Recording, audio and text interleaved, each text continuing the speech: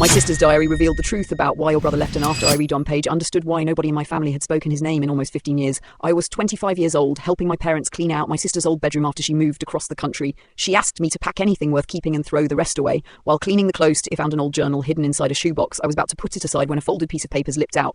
The first sentence caught my attention. It said, "If Ethan ever leaves, I hope one day someone learns the truth. Ethan was my older brother. He disappeared from our lives when I was 10 years old. My parents always told me he ran away because he was rebellious and wanted nothing to do with the family.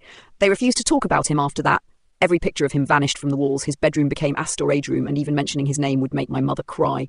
I believed their story because I was just a kid, but holding my sister's diary, I suddenly realised there was another version of what happened. I opened the page with my brother's name and started reading. My sister wrote that she overheard our parents arguing the night before Ethan left. My father kept yelling that if Ethan told anyone the truth, it would destroy the family. My mother begged him to calm down, but my father refused. Then my sister wrote something that made my blood run cold. Ethan did not run away. He was thrown out. I felt sick because everything I had believed was suddenly falling apart. I kept treading. The diary described years of screaming fights behind closed doors. My father constantly blamed Ethan for things she never did, while treating me and my sister completely differently. According to my sister, Ethan tried to protect both of us from our father's air.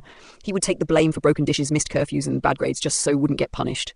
Then one night, everything exploded. Ethan confronted my father after catching him stealing money from my grandfather's savings account. My father attacked him and told him that if he ever spoke about it again, he would never be welcome in the family. My hands were shaking as I finished the page. I drove straight to my parents' house and placed the diary on the kitchen table. My mother turned pale at these con. She saw it. My father immediately demanded to know where. If found it, I asked one question: did you really throw Ethan out? Nobody answered. My father finally admitted they had a terrible argument, but insisted Ethan chose to leave. Then my mother suddenly started crying and shouted, "Stop lying for once." The room went completely silent. She admitted my father forced Ethan out after he threatened to expose years of financial theft from my grandfather, who was already showing signs of dementia. My father convinced everyone that Ethan was a troubled liar, and because Ethan had no money and nowhere to go, nobody believed him. He thought that was the worst part. Then my mother disappeared into the bedroom and returned with a small envelope. Inside was a stack of unopened birthday cards. Every single one was from Ethan, addressed to me and my sister. One card said, "I miss you both every day." Another said, "I hope someday you learn why I had to leave." My mother admitted my father intercepted every letter and threw most of them away. She secretly saved the last few because she could not bring herself to destroy them. My father finally confessed that he feared if we stayed in contact with Ethan, we would discover the truth. By then, I could barely look at him. The next week, my sister and I hired a private investigator to find Ethan. It took only 2 weeks. He was living in Oregon, working as a paramedic, married with 2 little girls. When we met for the first time in 15 years, he hugged us without hesitation. He said, "I never stopped loving you.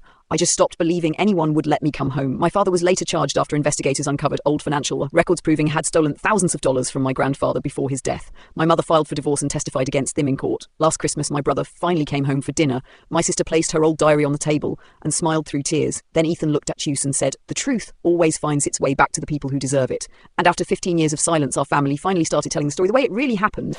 Would you tell your family the truth after discovering what was written in the diary, or keep the secret to yourself?